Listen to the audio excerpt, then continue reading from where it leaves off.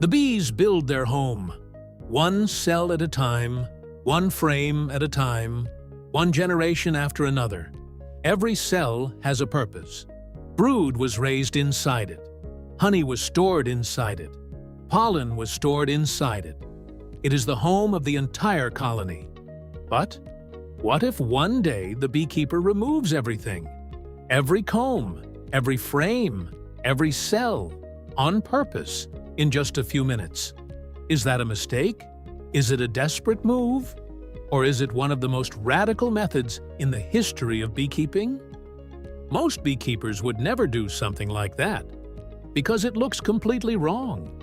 Why destroy something the bees spent weeks building? Why force a colony to start from scratch? Why create that much stress? The answer is not simple. But biology sometimes requires exactly what seems illogical to us. This is not a method that tries to preserve the current state. This is not a method that tries to fix a few problems. This is a complete system restart.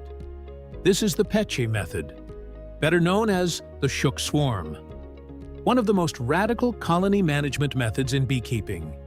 Today we will explain how it works, why it works, when it is used, and why a seemingly simple procedure hides a very complex biological process. Let's begin. If you have watched the previous lessons, you already know one pattern. In the Pagden method, we change the organization of the colony.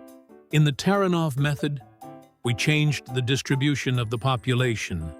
In the Alley-Miller method, we changed the conditions under which the bees raise a new queen. Now we go one step further. This time, we change the colony's entire home. At first glance, it looks brutal, but nature does not think about buildings. Nature thinks about survival. A honeybee colony is not attached to frames. It is not attached to wax. It is not attached to old comb. It is attached to its organization, to communication, to the queen, to the worker bees, to the biology of the system. That is the first great lesson of this method. The home is not the colony. The colony is much more than its home. To understand the Pecke method, we must understand old comb. Every generation of bees leaves a trace. Cocoons, silk linings, propolis, microorganisms, food residues, brood residues. Over time, the comb becomes darker, heavier, older. But the color is not the problem. The problem is biology. Old comb changes the living conditions inside the colony. It can serve as a reservoir for various pathogens. It can retain disease spores. It can accumulate residues of different substances. It can change the microenvironment in which new brood develops. In other words, the colony carries its past inside every frame of comb. And sometimes, that past becomes a burden. That is exactly where the idea of a complete restart comes from. We do not repair the old. We start over. But what does the procedure actually look like? The first step is preparing a new hive. A new hive. New comb or foundation sheets. Without old wax. Without old brood. Without old frames. Everything is ready for a new beginning. Then comes the moment that surprises many beekeepers. The old hive is opened. The queen is found. And every bee, literally every bee, is shaken off the old frames. One frame at a time, they all end up in the new hive. The old comb is removed. The brood is left behind. Within just a few minutes, the colony is left without its home, but it is not left without its organization. That is a huge difference, because the bees have not lost their queen. They have not lost their communication. They have not lost their ability to function as a superorganism. They have only lost the environment in which they had been living. And that is when the real biology begins. What do the bees do? Do they panic? Do they stop working? No. They immediately begin building a new home. Wax becomes the priority again. Construction becomes the priority. The organization of labor changes almost instantly. Thousands of worker bees receive a new task: rebuild the colony. And that is exactly where the essence of this method lies. The instinct does not change. The genetics do not change. The queen does not change. The conditions change. And when you change the conditions, the behavior of the system changes as well. It is the same pattern we saw in the Pathogen method. It is the same pattern we saw in the Taranov method. It is the same pattern we saw in the Ali-Miller method. And now we see it again. Biology does not respond to the beekeeper's wishes. Biology responds to conditions. And that is exactly why the Pecke method works. But is this method suitable for every colony? No. And this is exactly where many beekeepers make a mistake. The shook swarm is not a method for every situation. It is not a method for every season. It is not a method for every colony. It is a targeted biological solution. It is most commonly used when we want a complete comb renewal, when we want the colony to build an entirely new nest, when we want to interrupt certain biological cycles that depend on old comb. But it is important to understand, this method is not a magic wand. It does not solve every problem.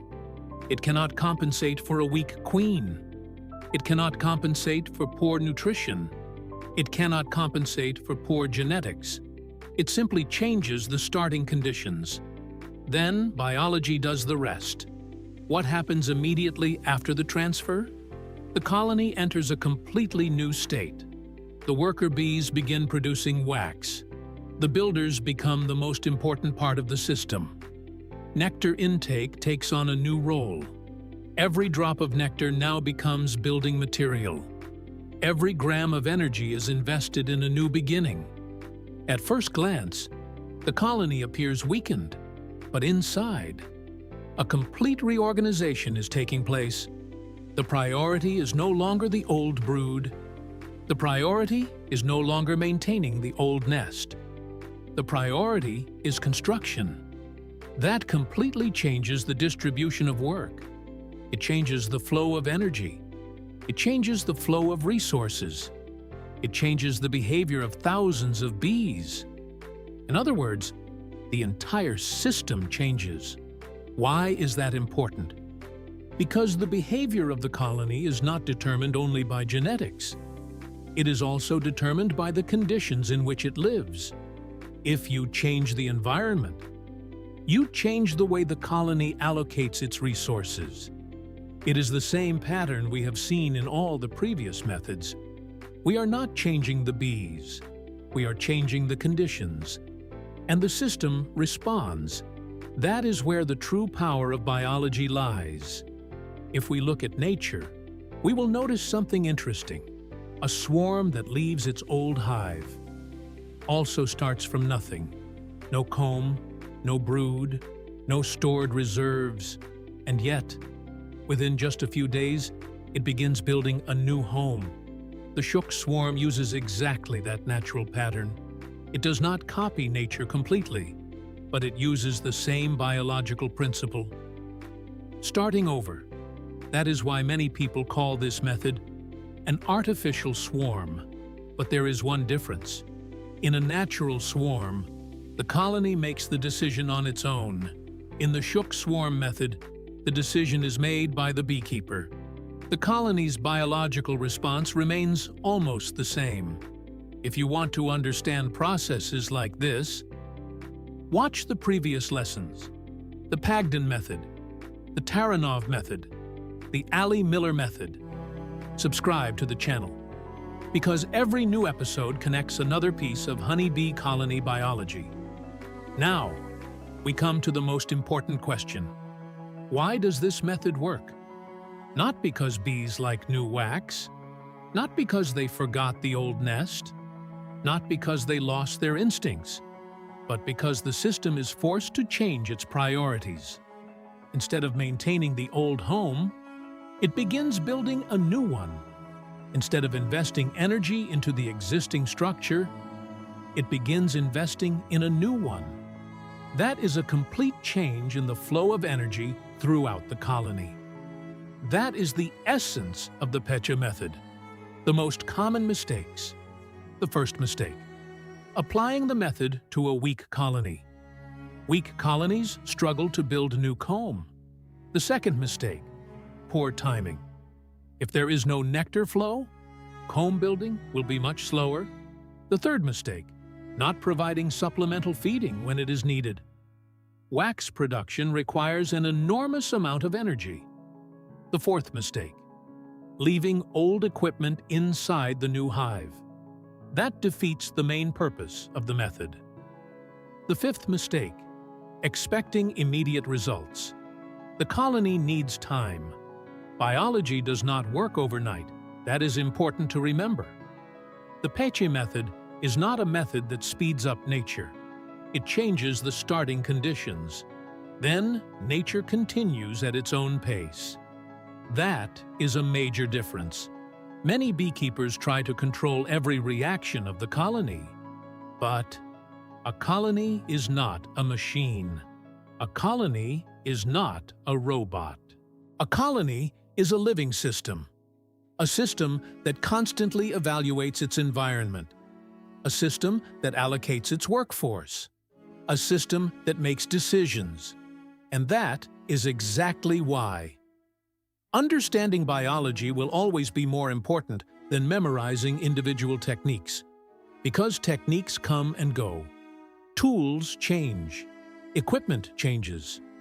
But biology remains the same. If you found this lesson useful, subscribe to the channel. Watch the complete honeybee colony biology series. Watch the historical methods series. Watch the Pagden method, the Taranov method, the Ali Miller method. Because only when you connect all of these methods do you begin to understand how a colony truly functions. In the next episode, we move on to another fascinating historical approach, the Doolittle method, the method that changed the world of modern queen rearing. For the first time, the beekeeper did not wait for the bees to choose the larvae themselves. Instead, the beekeeper decided which larvae would become future queens. How did one simple idea change modern beekeeping forever? Why is the Doolittle method still considered the foundation of professional queen rearing today? And how did it open the door to the modern systems used by beekeepers around the world? That is what we will discuss in the next lesson. See you in the next episode.